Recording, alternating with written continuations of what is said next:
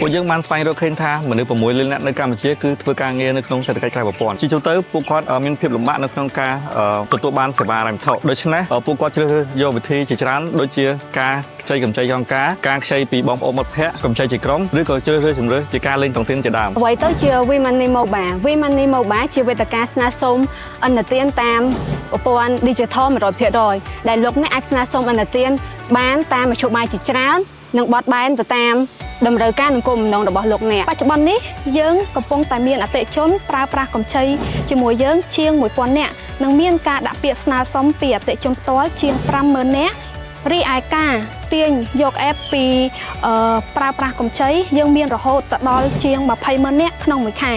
បង្ហាញឲ្យឃើញថាយើងទទួលបានការជឿជាក់ខ្លាំងពីអតិថិជនតាមតម្រូវទីផ្សារខ្ពស់ពួកយើងមិនដោះស្រាយបញ្ហាក្នុងថ្ងៃនេះទេទស្សនវិស័យរបស់ពួកយើងគឺជាវេទិកាល្អបំផុតនៅក្នុងប្រទេសកម្ពុជាពួកយើងជួយដោះស្រាយបញ្ហាកម្ចីបុគ្គលកម្ចីអាជីវកម្មក្រៅប្រព័ន្ធហើយនឹងមានភាពបត់បែនសម្រាប់អតិថិជនទូទៅនិងតាមតម្រូវការរបស់អតិថិជនចូលរួមជាមួយពួកយើងដើម្បីរួមចំណែកកសាងអនាគតហិរញ្ញវត្ថុសម្រាប់ប្រជាជនកម្ពុជាស្វែងយល់ពីពួកយើងបន្ថែមតាមរយៈ